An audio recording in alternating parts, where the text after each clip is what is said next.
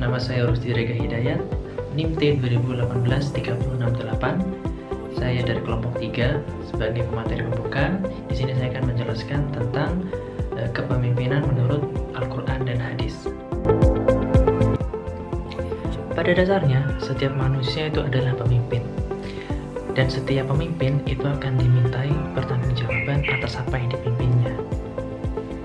Paling tidak kita sebagai manusia harus bisa memimpin diri kita sendiri, karena itu adalah faktor terkecil dari sebuah kepemimpinan. Di lingkungan organisasi, idealnya itu harus ada pemimpin yang mampu mengatur, memanajemen, ataupun mengkoordinir anggotanya dalam mencapai suatu target organisasi. Nah, di dalam lingkungan organisasi itu terdapat dua kepemimpinan yang dapat dibentuk. Yang pertama itu kepemimpinan formal atau formal leadership. Kemudian yang kedua yaitu kepemimpinan informal atau informal leadership.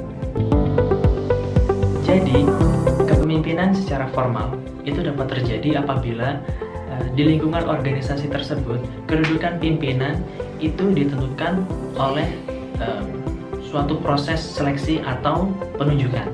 Sedangkan dalam kepemimpinan informal itu dapat terjadi apabila di lingkungan organisasi kedudukan pimpinan itu diisi oleh orang-orang yang muncul.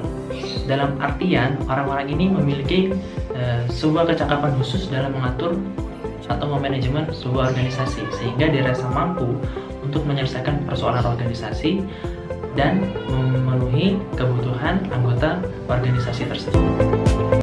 Nah, di dalam pandangan Islam, utamanya dalam Al-Quran dan Hadis, tentang kepemimpinan itu tidak jauh berbeda dengan kepemimpinan pada umumnya, karena memang terdapat beberapa kesamaan antara prinsip dan sistem yang digunakan. Hal ini juga selaras dengan kepemimpinan Islam yang dicontohkan oleh Rasulullah SAW, di mana dalam kepemimpinan beliau itu tidak bisa dipisahkan antara fungsi dan kehadirannya sebagai pemimpin spiritual dan masyarakat. Prinsip dasar kepemimpinan yang dijalankan oleh Rasulullah itu adalah sebuah keteladanan, di mana dalam kepemimpinannya itu mengutamakan uswatun hasanah atau pemberian contoh kepada para sahabatnya yang dipimpin. Jadi memang Rasulullah itu memiliki kepribadian yang sangat agung. Hal ini seperti yang digambarkan Al-Quran dalam surat Al-Qalam ayat keempat yang berbunyi Bismillahirrahmanirrahim, wa innaka la'ala khulqin azim, yang artinya dan sesungguhnya engkau Muhammad benar-benar berada dalam akhlak yang agung. Jadi dari ayat itu menunjukkan bahwa Rasulullah itu memang mempunyai kelebihan yaitu akhlak yang mulia. Jadi membuat Rasulullah itu dalam hal memimpin dan memberi uswatun hasanah itu sudah tidak perlu diragukan lagi.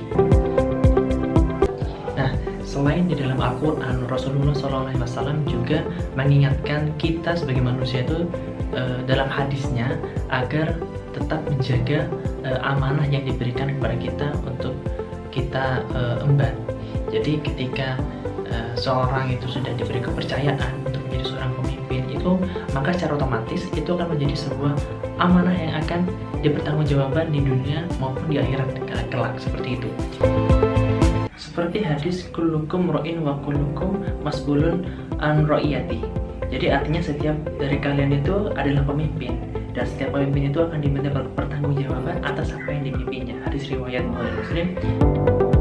Jadi dari penjelasan barusan itu sudah dapat diambil suatu kesimpulan bahwasanya kepemimpinan itu adalah sebuah amanah yang harus diemban dengan profesional, dengan sebaik mungkin, dengan penuh tanggung jawab dan ikhlas.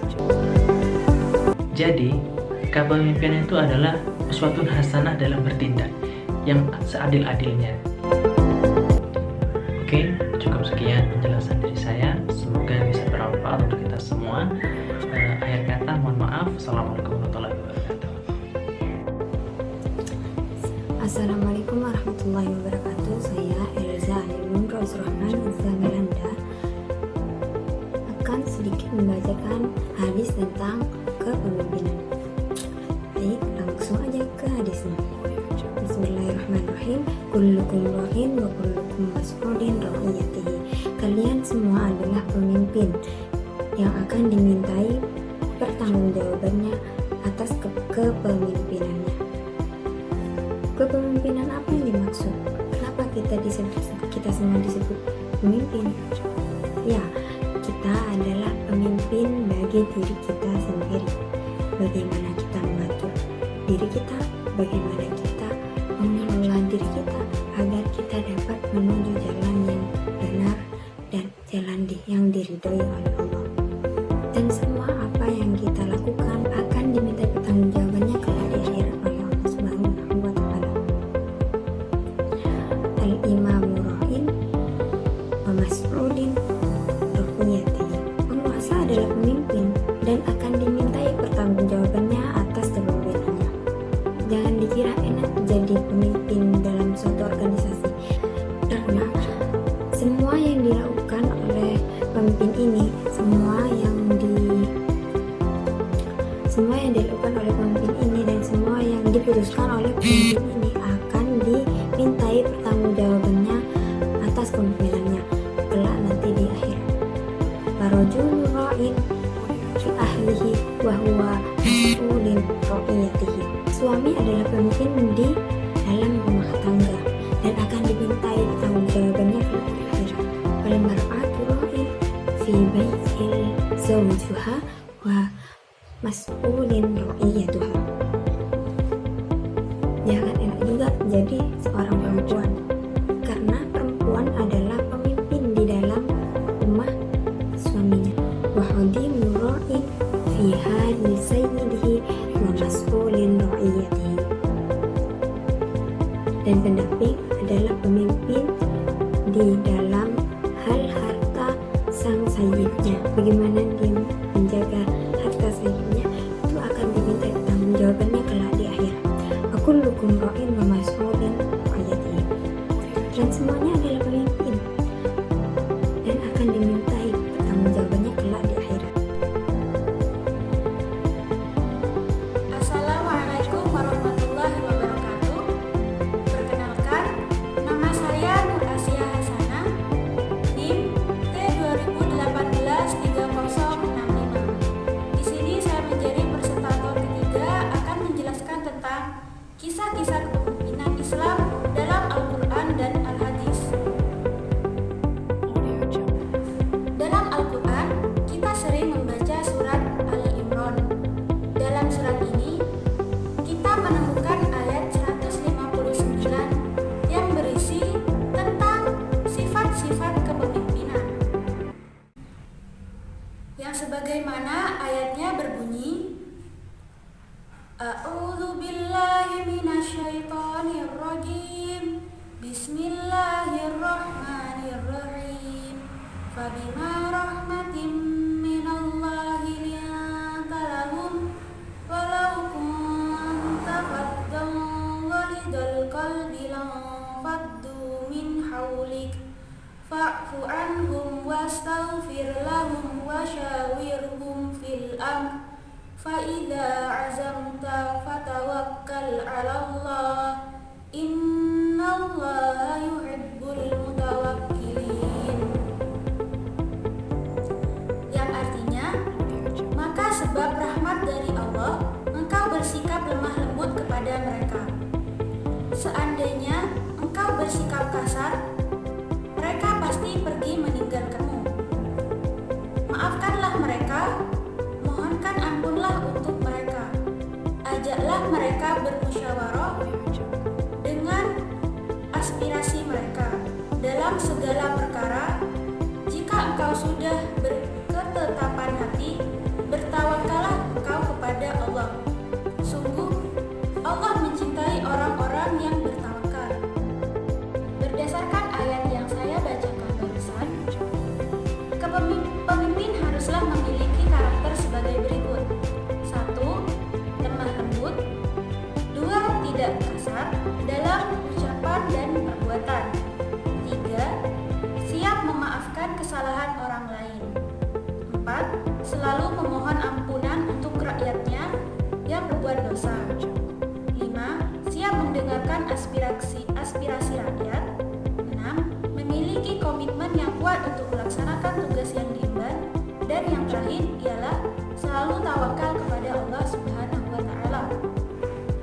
ini juga menegaskan bahwasanya Al-Quran mengajarkan demokrasi, yakni poin ke-5.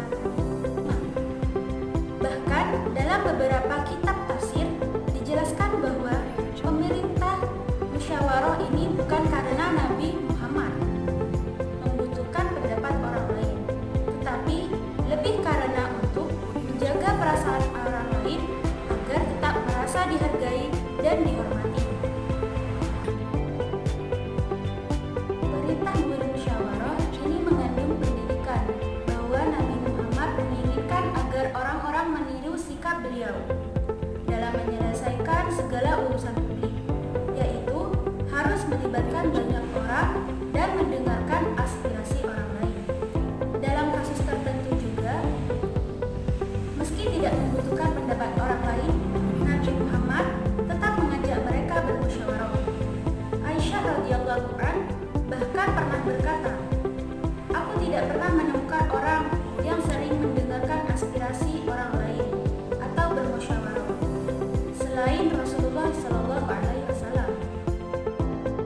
Jika ada orang yang mengatakan bahwa demokrasi bukan ajaran Islam, maka yakinlah orang tersebut tidak pernah membaca Al-Quran dengan lengkap, apalagi membaca tafsir-tafsirnya. Kita manusia sebaiknya menjadi manusia yang sempurna, meski tidak ada manusia yang luput dari kesalahan.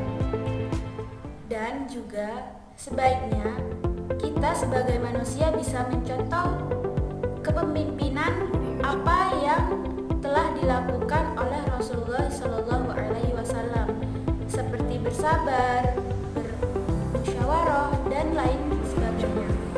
Mungkin ini saja presentasi yang dapat saya sampaikan. Kurang lebihnya mohon maaf. Wassalamualaikum warahmatullahi wabarakatuh. Assalamualaikum warahmatullahi wabarakatuh. Saya Ulia Rohmahandayani, NIM T2018-34.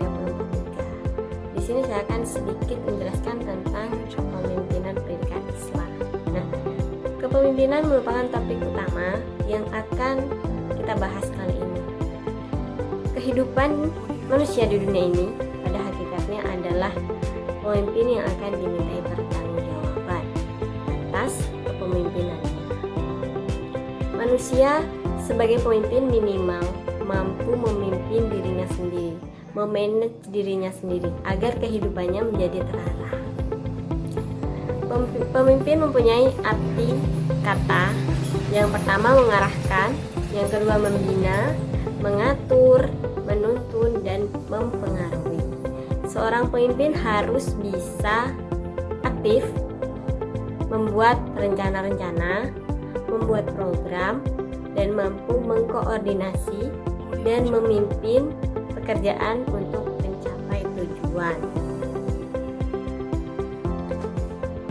Pemimpin yang ideal menurut Islam erat kaitannya dengan Rasulullah SAW. Beliau pemimpin agama dan juga pemimpin negara. Rasulullah merupakan suri tauladan untuk kita semua. Pemimpin menurut Islam yang baik itu yang bagaimana?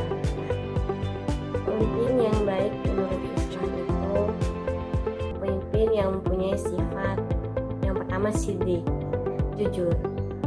Orang yang setiap ucapannya benar dan bisa dipertanggungjawabkan.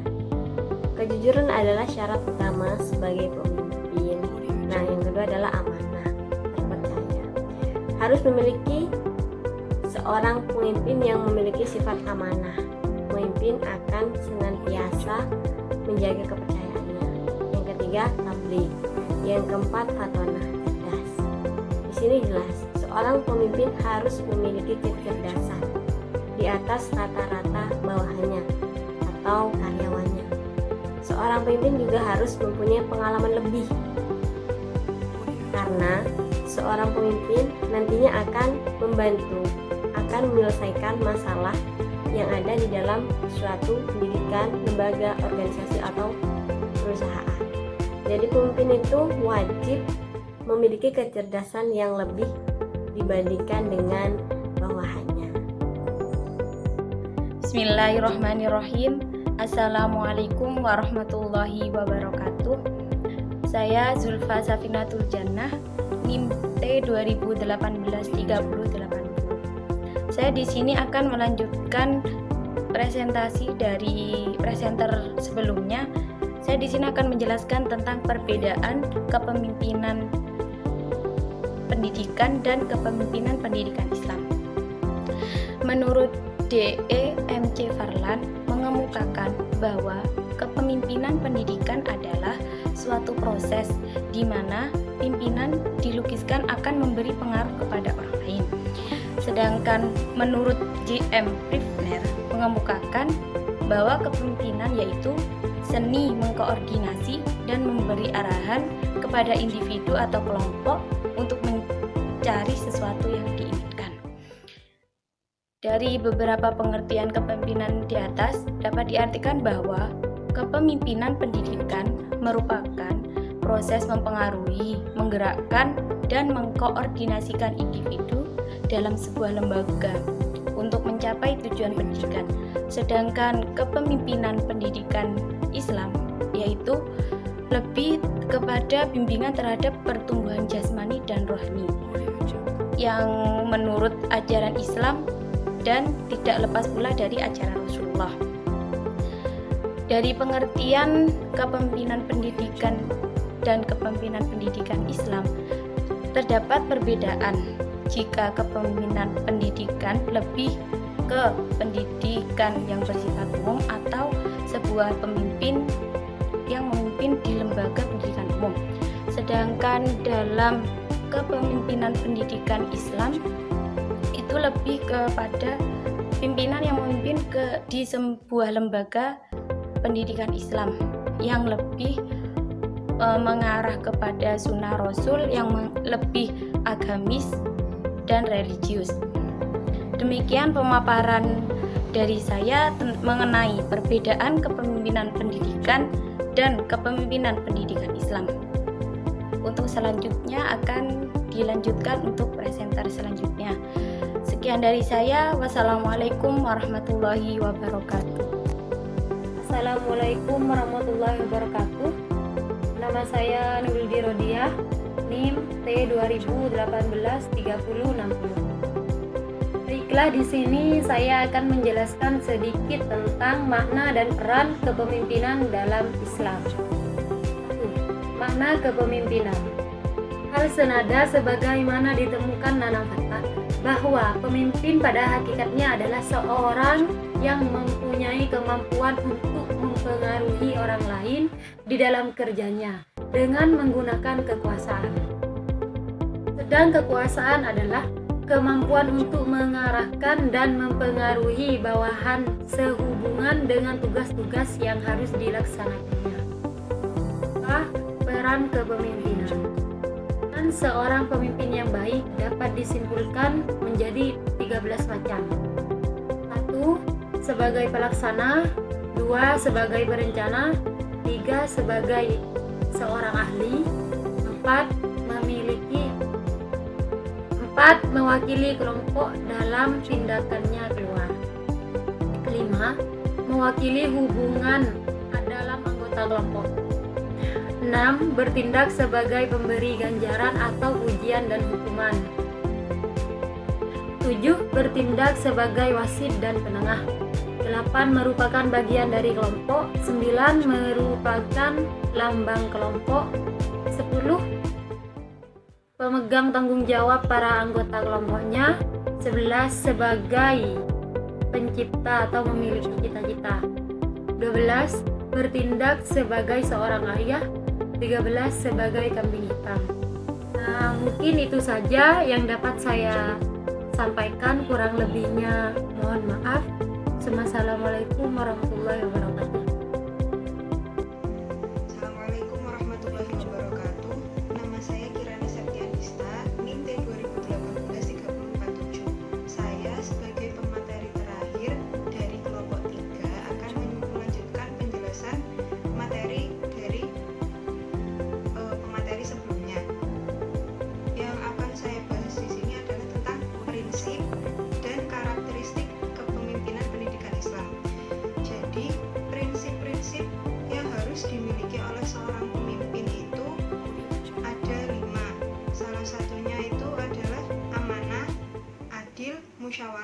amar ma'ruf nahi munkar. Di sini yang dimaksud amanah itu adalah pemimpin tersebut dapat melakukan tanggung jawabnya sesuai dengan apa yang harus ia lakukan. Selanjutnya adalah adil. Adil di sini itu maksudnya pemimpin itu tidak harus menyamaratakan semua hak-hak rakyatnya, tetapi pemimpin itu harus bisa memberi apa yang menjadi kebutuhan suatu rakyatnya. Yang selanjutnya adalah musyawarah. Dalam menyelesaikan suatu masalah, pemimpin itu harus menyelesaikannya dengan bersama-sama dan memutuskannya dengan bersama-sama. Yang terakhir itu adalah amar ma'ruf dan nahi munkar. Amar ma'ruf dan nahi munkar di sini maksudnya adalah pemimpin itu harus menjalankan apa yang diperintahkan oleh Allah dan menjauhi larangannya. Yang selanjutnya adalah karakteristik kepemimpinan pendidikan Islam. Karakteristik kepemimpinan